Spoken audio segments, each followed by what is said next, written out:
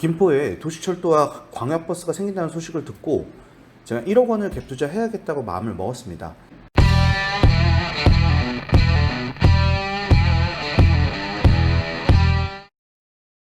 그래서 도시철도와 광역버스의 직접적 수혜를 받는 인근 지역의 아파트 두 채를 각각 5천만 원씩 해서 1억 원으로 이제 매입을 결정을 했거든요.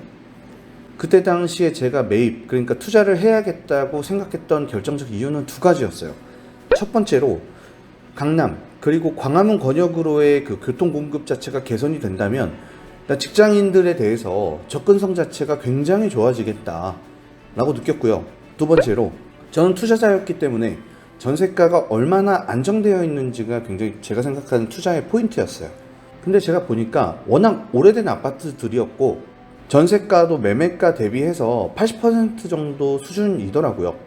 그러면 이게 어떤 얘기냐면 워낙 매매나 전월세도 많았기 때문에 안정적인 수준에서 전세가가 형성이 되었구나 때문에 공실은 없겠다 라고 판단을 했어요. 그래서 투자를 했어요. 근데 결과적으로 지금까지 매매는 못하고 있는데 시세가 한 4천만 원 정도 올랐어요. 그러니까 실패한 투자는 아니죠. 각각 4천만 원씩 올랐으니까. 다만 제가 생각하지 못했던 부분이 있어요. 첫 번째로 직장에 대한 접근성은 좋아졌는데 이 광역버스들이 한강 신도시나 검담부터 오기 때문에 이미 여기에 거주하시는 직장인분들이 다 앉아 있더라고요. 그래서 정작 제가 투자한 그 지역의 직장인분들은 뭐 1시간 30분 이상을 서서 가는 경우도 많다고 하더라고요. 실제로 제가 탔을 때도 서서 가야 되는 경우도 많았고요. 그러니까 이게 신도시의 특성상 워낙 단기적으로 인구가 급증하잖아요. 그러니까 인구 대비해서 광역교통에 대한 공급 자체가 부족했던 거죠. 두 번째로 강남이랑 광화문 갈 때 엄청나게 막혀요. 출근 시간이다 보니까. 그래서 서울 권역에 사시는 분들보다 한두 시간 일찍 출근하지 않는 이상 매일매일이 그냥 출근 전쟁인 거예요. 세 번째로 교통 개발 특성상 특히 도시철도에 해당되는 얘기인데요. 이 철도 개발 자체가 워낙 장기화되기 때문에 이 개발 초기에 이 호재 때문에 가격이 다 붙어버려요. 그러니까 매매가가 다 상승해버려요.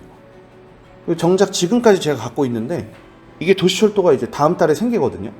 근데 이게 개선되더라도 매매가 상승이 큰 영향을 주지 않고 있더라고요. 그리고 앞으로도 제가 판단하기에는 그렇게 더 이상 오를 여지는 없을 것 같아요. 자, 이제 제가 교통에 있어서 생각한 투자 포인트를 이제 과천 현황에 한번 대입을 해보죠. 일단 첫 번째로 과천은 기존 인구가 한 5만 8천여 명이고요.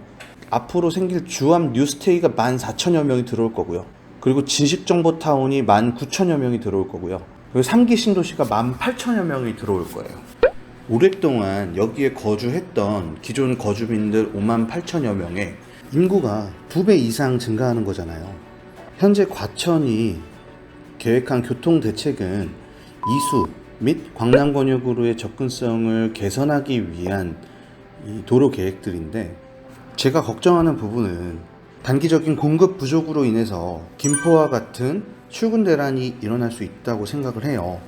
두 번째로 교통안전분담금을 기존 신도시 대비해서 2배 이상 분양가에 포함하기로 했죠.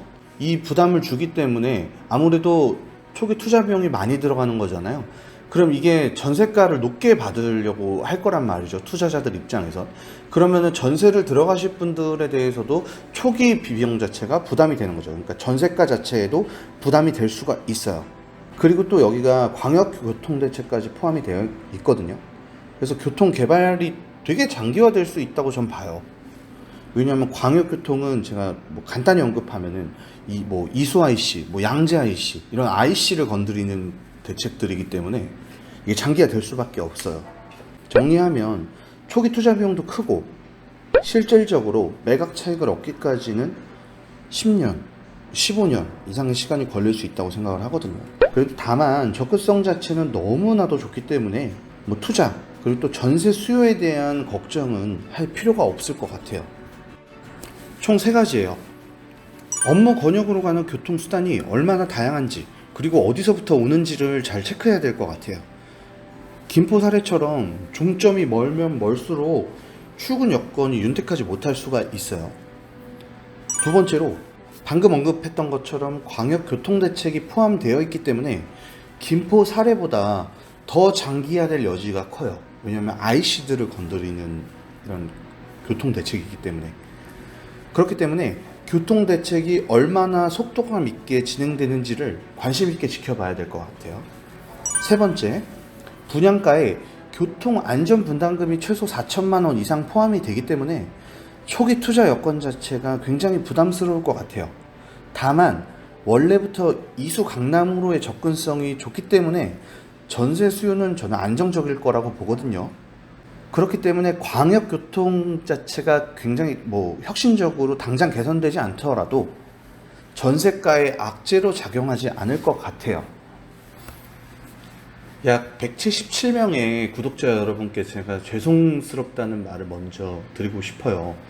제가 아무래도 저는 중개법인을 직접적으로 운영을 하고 있고 또 주로 빌딩을 매입 매각하는 지금 업무를 하고 있어서 제가 너무나도 바빴어요.